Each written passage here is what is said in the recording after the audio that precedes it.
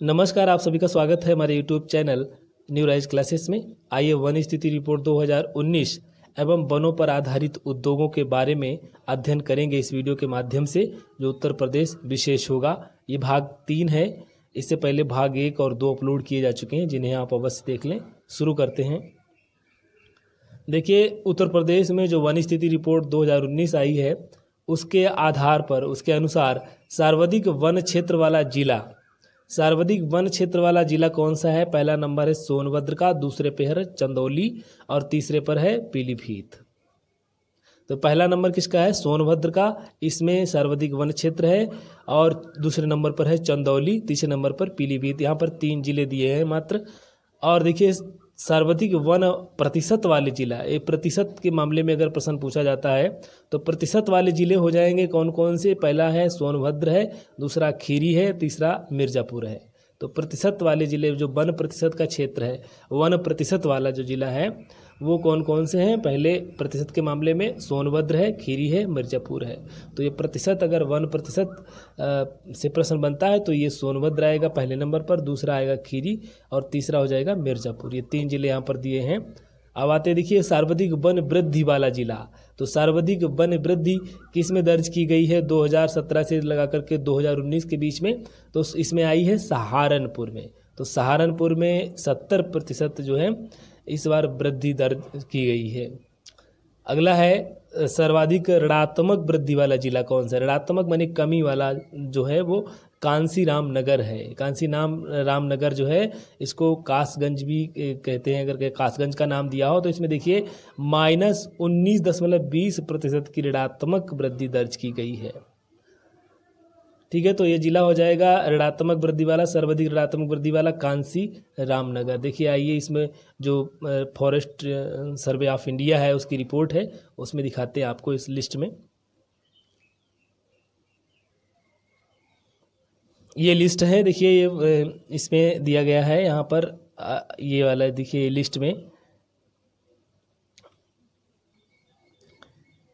तो इसमें लिस्ट में देखिए यहाँ पर ये दिखाया गया है। इससे पहले ये लिस्ट है, ये यहाँ से स्टार्ट है। देखिए इसमें ये जो दिया गया है ना, आपका परसेंटेज ऑफ जीए लिखा है, जहाँ पर इसमें प्रतिशत दिखाया गया है। ये जो जियोग्राफिकल एरिया है, इसको दिया परसेंटेज ऑफ जीए सॉरी। तो इसमें ये जिला के नाम, डिस्ट्रिक्ट के नाम दिए हुए हैं, इधर उनका परसेंटेज दिया है। तो आइए इसमें जो लिस्ट है, सहारनपुर का नाम देखते हैं कहाँ पर है, और उसका सोनभद्र का, और ये सहारनपुर का, और फिर उसके बाद कांसीराम नगर अगली लिस्ट में इसमें है। देखिए ये लिस्ट है, तो इसमें यहाँ पर एक नाम दिया गया है। देखिए मैं इसको जूम करता हूँ। ये नाम दिया गया है, देखिए कांसीराम नगर। तो कांसीराम नगर का यहाँ पर नाम दिया गया है। तो कांसीराम नगर में देखिए ये कांसीराम नगर है, तो इसमें कितना है? ये दिया है ये जो है इसका -19.20, तो ये प्रतिशत हुआ। तो ये इसमें लिस्ट में यहाँ पर ये दिया हुआ है। आगे देखते हैं, ये है अगली लिस्ट। इसमें देखिए यहाँ पर सहारनपुर का नाम दे रखा है, तो ये है सहारनपुर। पहले नंबर पर सहारनपुर दे रखा है, तो इसका देखिए यहाँ पर दिया हुआ है, ये कितना है? 70% है, 70.26 है। तो उसके बाद में देखिए ये संत रविदास नगर है, जहाँ पर सबसे कम वन क्षेत्र है, सबसे कम वन क्षेत्र है। तो ये दिया है इसका क्षेत्र, कितना दिया है? 0.31% क्षेत्रफल पे। तो इसमें देखिए सोनभद्र का नाम यहाँ पर है, जो सबसे ज़्यादा इसका है। देखिए 36.79 इतना है इसका एरिया। तो ये लिस्ट है जो फॉरेस्ट सर्वे ऑफ इंडिया द्वारा जारी की गई है, राज्य की है। राज्यवार जो सूची है वो सूची है ये। ठीक है, आगे बढ़ते हैं। देखिए उत्तर प्रदेश में वनों का वर्गीकरण किस प्रकार का है? देखिए इसमें दे रखे हैं उष्णकटिबंधीय नम पर्णपाती वन। तो उष्णकटिबंधीय नम पर्णपाती वन कौन कौन से होते हैं? ये कहाँ होते हैं? तो ये होते तराई के क्षेत्र में। ये तराई क्षेत्र में होते हैं, जहाँ पर मतलब नमी ज़्यादा रहती है। तराई क्षेत्र जो होता है, यहाँ पर नमी रहती है, पानी भरा रहता है अक्सर, ज़्यादातर ये पानी वाटर लेवल अच्छा होता है यहाँ पर। तो देखिए इसमें सागौन है, साल है, सागौन है, महुआ, बांस है, बेंत, गूलर, बेर, पलाश, सेमल, आंवला, जामुन आदि के वृक्ष पाए जाते हैं। ये हैं उष्णकटिबंधीय नम पर्णपाती। तो इसमें देखिए जो अलग कर्म सागौन है, साल है, ये वृक्ष जो है इसके, और महुआ भी इसी का है, तराई क्षेत्र का है, नम पर्णपाती वन है। पर्णपाती से मतलब जो है ये वर्ष में एक बार अपने पत्ते गिरा देते हैं, तो ये पर्णपाती वन कहलाते हैं। तो उष्णकटिबंधीय नम पर्णपाती वन है। तो नम माने नमी क्षेत्र, जो नमी वाला क्षेत्र है वहाँ पर ये उगते हैं। अगला है देखिए उष्णकटिबंधीय शुष्क पर्णपाती वन। तो ये शुष्क पर्णपाती वन जो हैं वो हैं, इसमें ये भी पर्णपाती वन है लेकिन ये शुष्क क्षेत्र है, मैदानी क्षेत्र है। कहाँ पर है? तो ये है आपका मैदानी क्षेत्र। नीम है, आम है, जामुन है, बबूल है, पलाश, शीशम, सागौन भी है और पीपल भी है। ये वृक्ष हैं, ये मैदानी क्षेत्र के वृक्ष हैं। ये भी पर्णपाती हैं चूँकि साल में एक बार ये अपने पत्ते गिरा देते हैं और नए पत्ते धारण करते हैं। अगला है देखिए उष्णकटिबंधीय कंटीले वन हैं। तो कंटीले वनों का क्षेत्र जो है वो दक्षिणी है, प्रदेश का दक्षिणी क्षेत्र है। इसमें बबूल आता है कंटीलों में, और फिर कंटीली झाड़ियाँ आती हैं, कंटीले फलदार बौने वृक्ष होते हैं। ये आते हैं उष्णकटिबंधीय कंटीले वनों में। तो ये तो था वर्गीकरण वनों का। उत्तर प्रदेश में इस प्रकार के वन पाए जाते हैं। आगे आते हैं, भारत की पहली वन नीति देखिए स्टार्ट कब हुई थी। तो वनों से संबंधित चूँकि बात कर रहे हैं, चर्चा कर रहे हैं, तो भारत की पहली वन नीति ये आई थी 1894 ईस्वी में अपनाई गई थी। ये ब्रिटिश भारत में जब स्वतंत्र नहीं हुआ था भारत, तब ये नीति आई थी, ब्रिटिश शासन में ये नीति लाई गई थी। तो ये है भारत की पहली वन नीति थी, वो 1894 ईस्वी में जो अपनाई गई थी। उसके बाद में आई है स्वतंत्र भारत में। तो स्वतंत्र भारत में भारत सरकार की नई वन नीति आई, ये आई थी 21 मई 1992 में। तो ये स्वतंत्रता के बाद एक नीति बनाई गई, वन नीति, और इसी में ये निर्धारित किया गया था कि 33.3% वन क्षेत्र की प्राप्ति का लक्ष्य कुल भूभाग पर होना चाहिए। कितना वन होना चाहिए? 33.3% वन क्षेत्र होना चाहिए। उसमें 60% पर्वतीय क्षेत्रों में और 25% जो है वन मैदानी भागों में निश्चित किया गया था।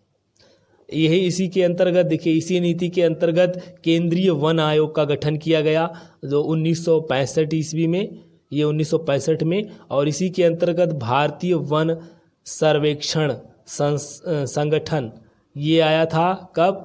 ये 1971 में बनाया गया।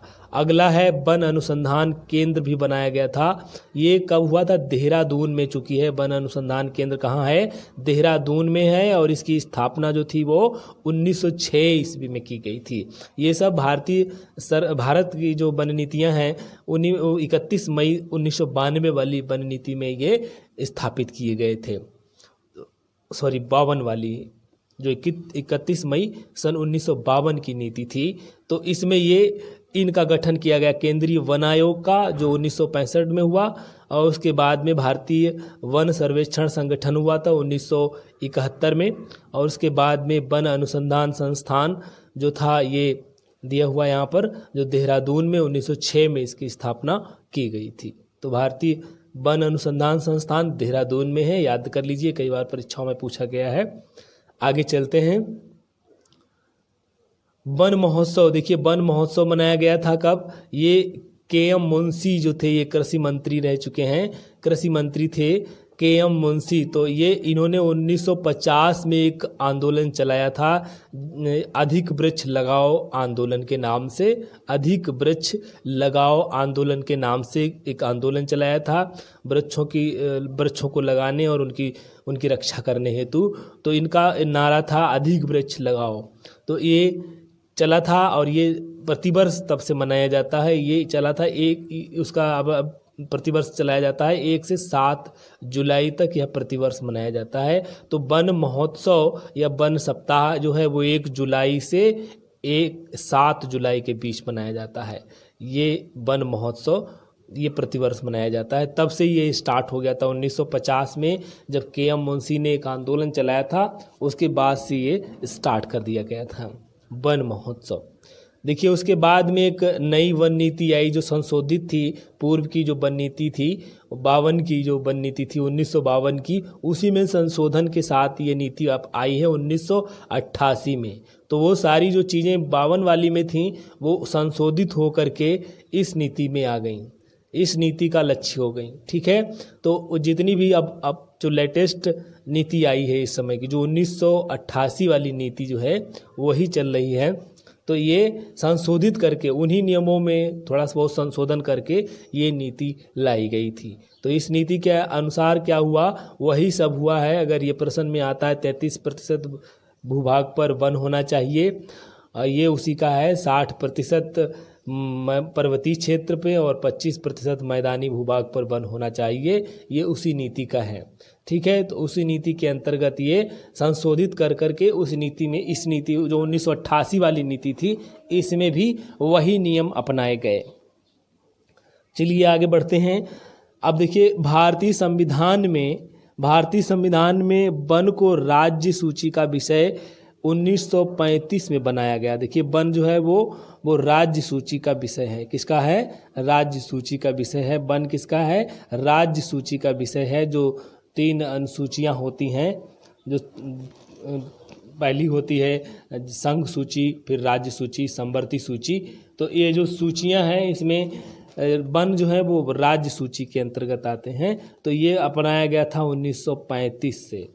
ये जो राज्य सूची का विषय बना था ये कब से बना था? 1935 से बनाया गया था।